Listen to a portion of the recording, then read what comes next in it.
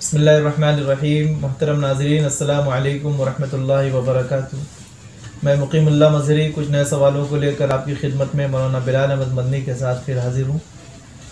مولانا صاحب، اسلام کی پوری تاریخ جنگ اور معرکہ کی ہے، اور خود آپ صلی اللہ علیہ وسلم کی زندگی غزوات اور فوجی دستوں کو دشمن قبیلوں کی طرف روانگی کی تاریخ سے بھری ہوئی ہے، جن کو سیرت کی کتاب میں غزوات و سرایا کے نام سے جانا جاتا ہے۔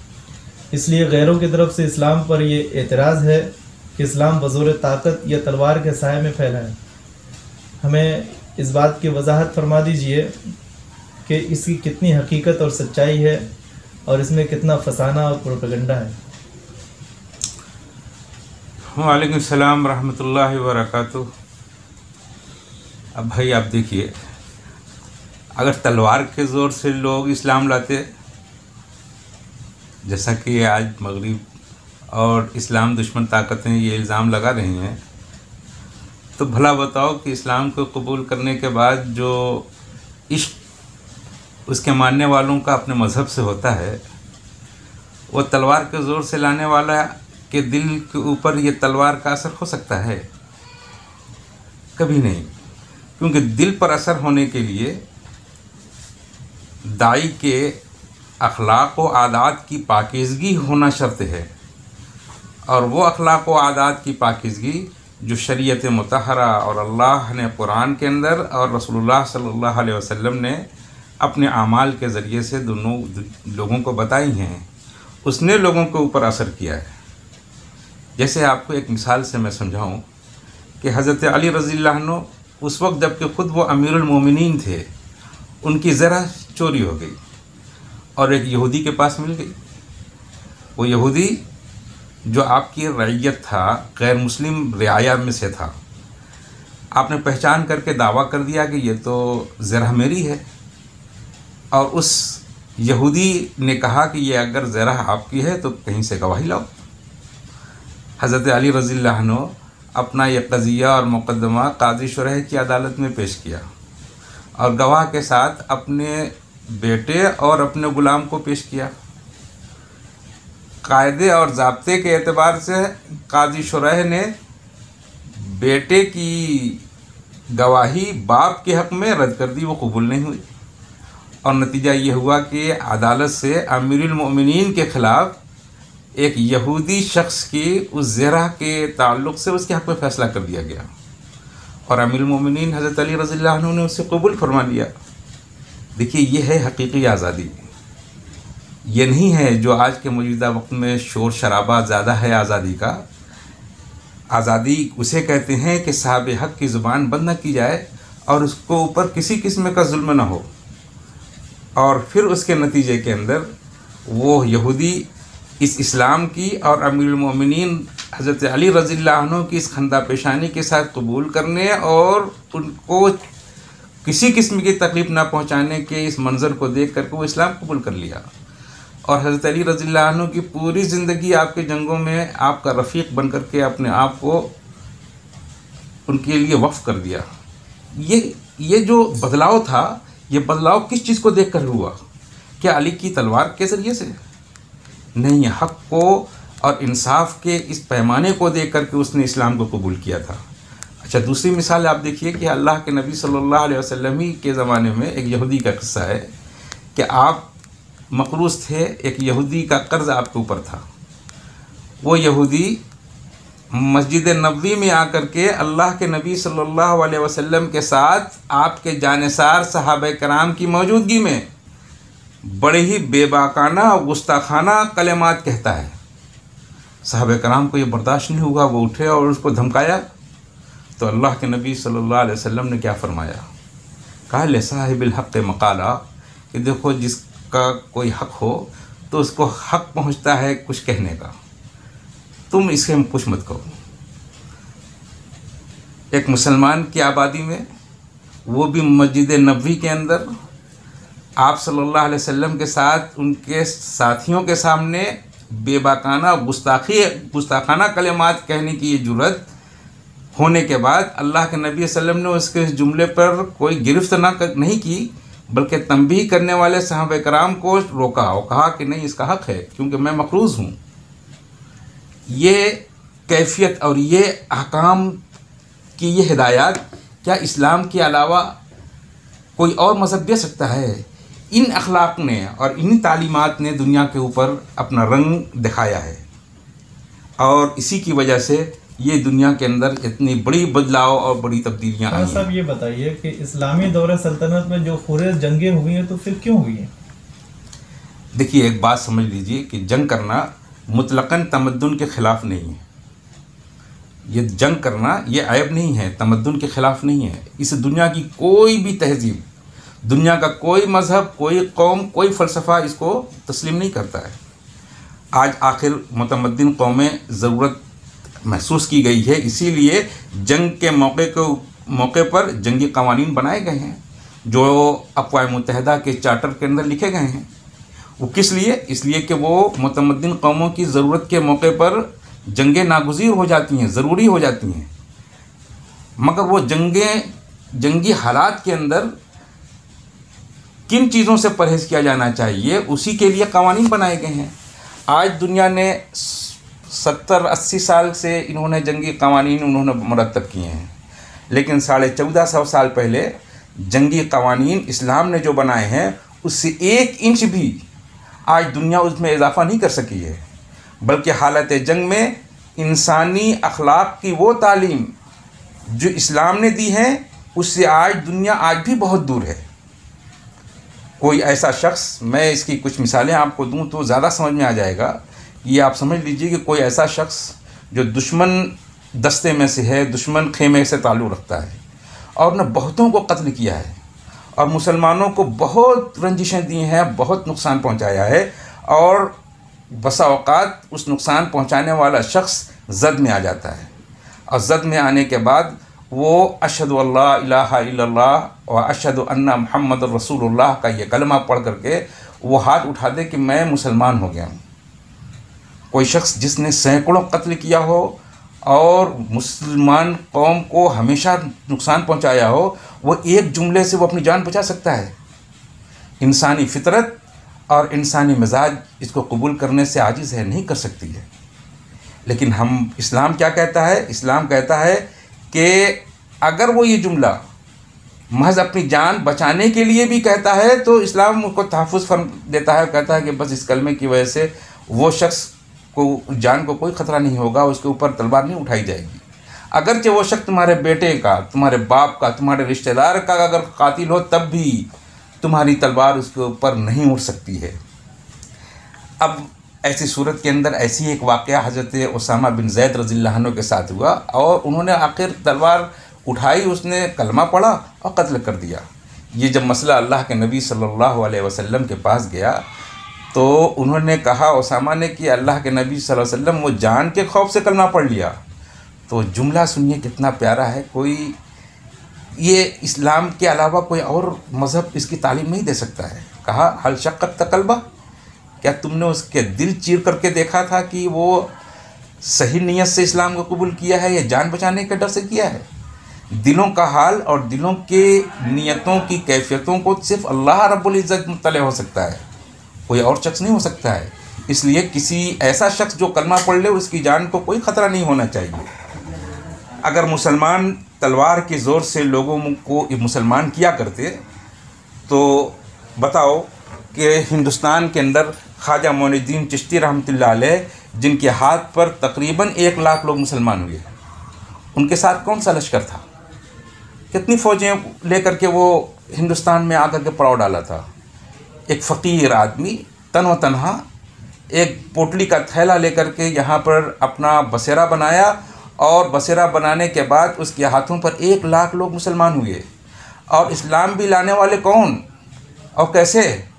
وہ جو نہایت بہادر اور جنگجو قوم تھی، جو راجپوت کہلائی جاتی ہے۔ آج بھی راجپوتانہ اپنے جنگجویانہ فطرت کے اعتبار سے پورے ہندوستان کے اندر مشہور ہے، جنہیں کوئی تلوار کے زور سے نہیں دبا سکتا ہے۔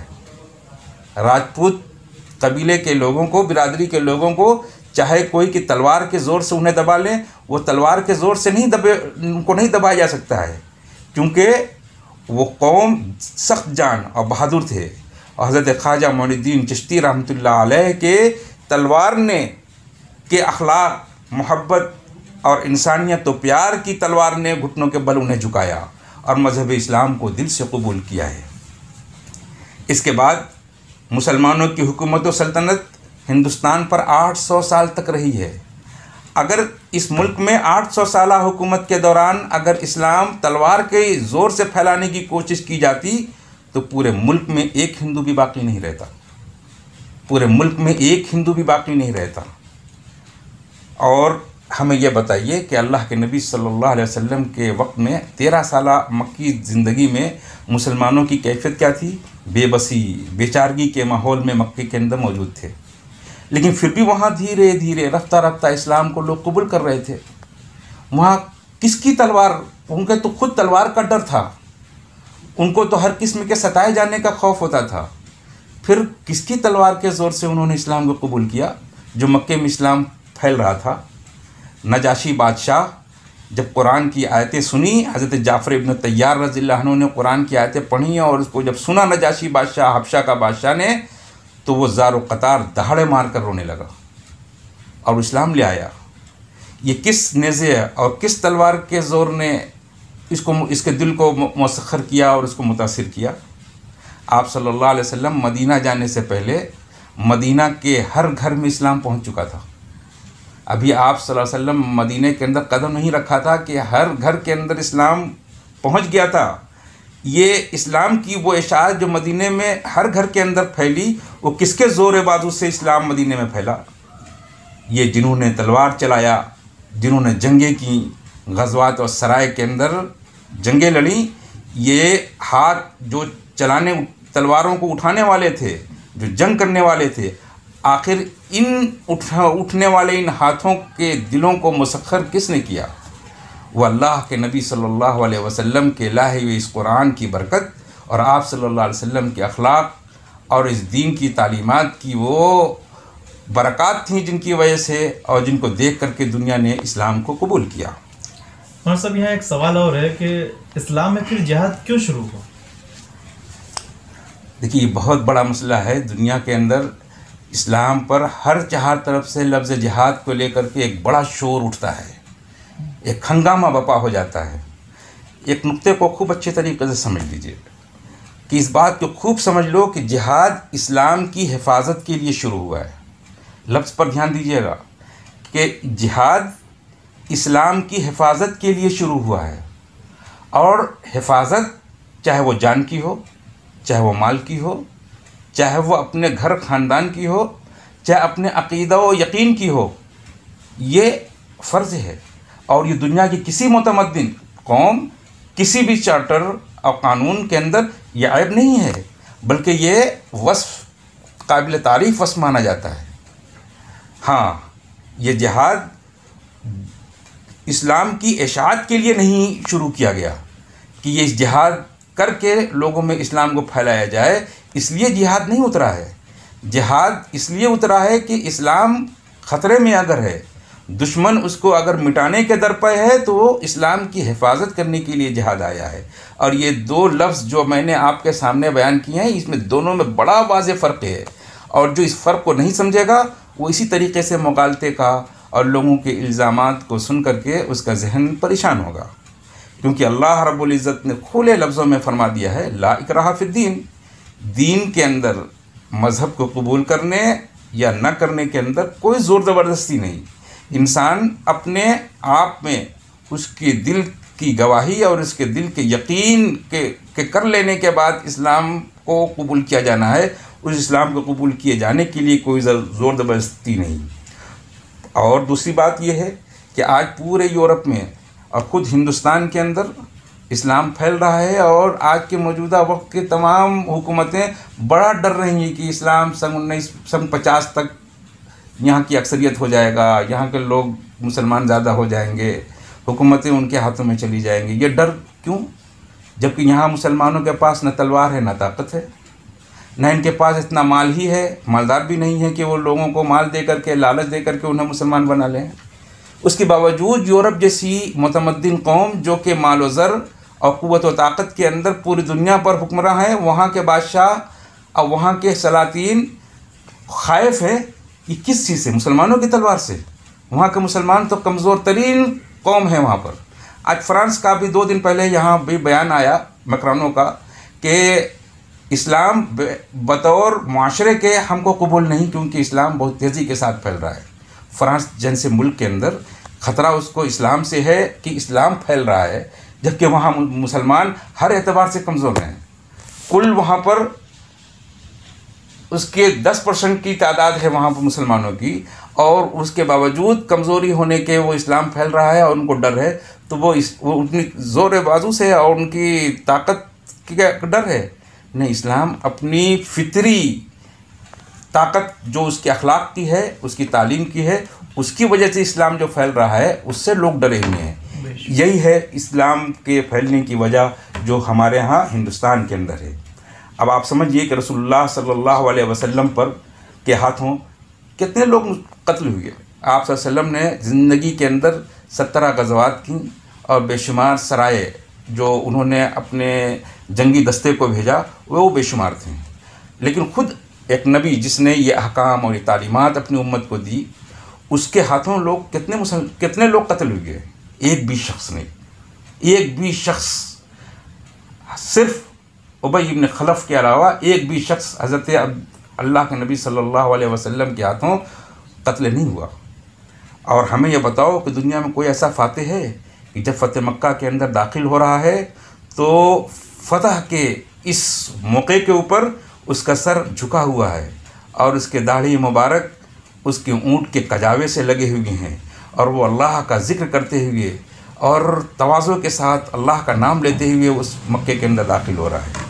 और उस जंगी फ़तह के बाद वो ऐलान क्या कर रहा है, तारीख़ इंसानियत के अंदर कोई ऐसा फ़ातिह नहीं गुज़रा है जो इस किस्म का वो ऐलान करता हो, जो जंगजू नहीं था और ना तो खून का प्यासा था, तलवार तो वो रखता था लेकिन वो यलगार नहीं करता था। वो ऐसे मौके के ऊपर जो उसने ऐलान किया है मक्का वालों के लिए, उसने सबसे पहला ऐलान उसने ये किया कि ला तसरीबा अलैकुमुल यौम, आज किसी से कोई बास-पुर्स नहीं, सबको माफ़ी है। कोई फ़ातिह दुनिया की तारीख़ के अंदर ऐसा मिलेगा जो अपने दुश्मनों के साथ ये बर्ताव करे और फिर वो ये ऐलान करता है कि जो शख्स हथियार फेंक दे उसे कत्ल ना किया जाए, जो शख्स खाने काबा में चला जाए उसे कत्ल ना किया जाए, जो अपने घर बैठ रहे अपने घर का दरवाज़ा बंद कर ले उसे भी कत्ल ना किया जाए, जो शख्स अबू सुफियान के घर चला जाए उसे भी कत्ल ना किया जाए, भागने वालों का ताक़ुब ना किया जाए, ज़ख्मी को कत्ल ना किया जाए, कैदियों, बच्चों, औरतों और बूढ़ों को ना कत्ल किया जाए, हत्ता के दरख्तों, पौधों और क्यारियों तक का ख्याल किया जाए कि वो तुम्हारे पाँव और घोड़ों के तले रौंद न दिए जाएं। यह हिदायत उस रहमतुल लिल आलमीन की है और उस जालिम कौम के लिए हैं जिसने मक्का में आप सल्लल्लाहु अलैहि वसल्लम और आपके ऊपर ईमान लाने वालों का जीना दूभर कर दिया था और ज़िंदगी तकालीफ से भर दी थी। उस कौम के लिए ये आपका ऐलान था। और आज की दुनिया और आज की ये तहज़ीब और आज के इंसानियत और हुकूक के दावे करने वाली ये कौमें इसका तसव्वुर नहीं कर सकती हैं। फिर भी क्या ये सवाल बाकी बचता है इतना सुनने के बाद, इस्लाम तलवार के ज़ोर से फैला है? इस्लाम अपनी फितरी ताकत जो उसकी अखलाक की है, तालीमात की है, हिदायत की है, उसकी ताकत से और उसकी क़ुव्वत से दुनिया के अंदर फैला है। और आज मुसलमान कमज़ोर हैं लेकिन अपनी इस्लाम की अपनी फितरी इन क़ुव्वतों की वजह से आज भी पूरी दुनिया के अंदर फैल रहा है। अल्लाह इसे कबूल फरमाए। माशाअल्लाह, बहुत शुक्रिया मौलाना साहब। इसी के साथ आज की नशिस्त को ख़त्म करते हैं। अगली नशिस्त में दीगर मौज़ूआत को लेकर फिर हाजिर होंगे। तब तक के लिए हमें इजाज़त दीजिए। अस्सलामु अलैकुम व रहमतुल्लाहि व बरकातहू।